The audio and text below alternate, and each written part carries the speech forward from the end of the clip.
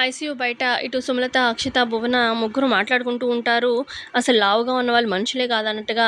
ఇక అప్పుడే కోపంతో బయటకొస్తుందనమాట. ఐసీయూ బయట నుంచి చంటితో మాట్లాడి బయటకొస్తుంది గుండమ్మ. ఇక గుండమ్మ మాట్లాడుతూ ఉంటుంది సుమలతతోని.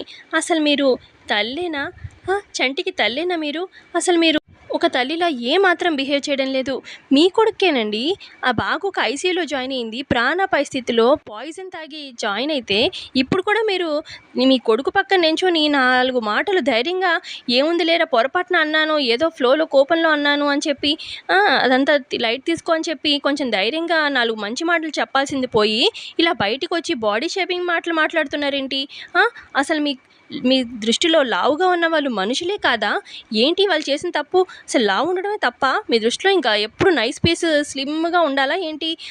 అని చెప్పి అడుగుతూ ఉంటుంది గుండమ్మ. ఏంటి? వాడు నా కొడుకు. వాడి గురించి నేను ఎట్లా అయినా మాట్లాడతాను. పిల్లలు నా పిల్లలు వాళ్ళు. నేను కన్నాను. నేనేమి రోడ్డు మీద దొరికితే తీసుకొచ్చి పెంచలేదు. వాడు నా కొడుకే. కానీ నాకు లావుగా ఉంటే నచ్చరు. అయినా నా పిల్లల గురించి నాకు తెలుసు. నువ్వు చెప్తే వినే పరిస్థితుల్లో నేను లేను.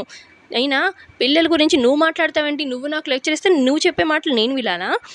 నువ్వు ఒక పెద్ద గొడ్రాలు మొహం దానివి. నీకు అసలు పిల్లలు ఉన్నారా? అని చెప్పి అంటూ ఉంటుంది సుమలత. ఇక అప్పుడే ఐసీయూ బయట నుంచి వస్తుందనమాట పల్లవి. ఇక పల్లవి చాలా బాధపడిపోతుంది ఆ మాట విని. ఇక గుండమ్మ గొడ్రాలని అని చెప్పి అనేసరికి గుండమ్మ కూడా బాధతోని అలా చైర్‌లో కూర్చుండిపోతుందనమాట. ఆ మాట సుమలత అలా అనేసరికి ఇక గబగబా పల్లవి వస్తుందనమాట. "అమ్మ నువ్వు బాధపడకు" అని చెప్పి కొంచెం ధైర్యం చెప్తూ ఉంటుంది గుండమ్మకి. "అవును ఇదో పెద్ద గొడ్రాలు ఇది చెప్తే మేము వినాలా" అని చెప్పి అక్షిత కూడా అంటుంది. ఇక అప్పుడు కోపంతో పల్లవి అంటుంది, "అత్తయ్య గారు మీరు మాట కొంచెం కరెక్ట్‌గా మాట్లాడండి. గొడ్రాలు అది ఇది అని చెప్పి మా అమ్మని అన్నారంటే ఊరుకునేదే లేదు" అనగానే "అవును తను గొడ్రాలే" అని చెప్పి అంటూ ఉంటుంది పక్కనున్న అక్షిత కూడా.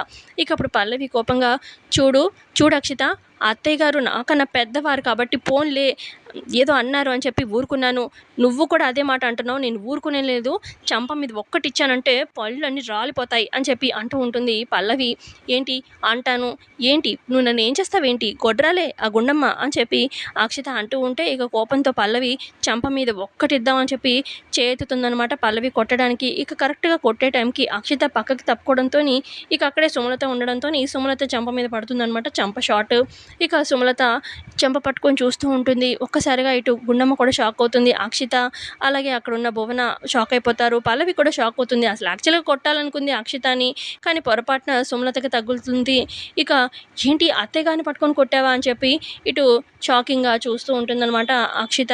ఇక మరి ఏమవుతుంది ఏంటనేది మరి చరణ్ ఎలా రియాక్ట్ అవుతాడు ఏంటనేది చూద్దాం కమింగ్ ఎపిసోడ్‌లో. ప్రోమోలో ఇక్కడి వరకే అండి చూపించింది. నచ్చితే ఖచ్చితంగా లైక్ చేయండి. Thanks for watching.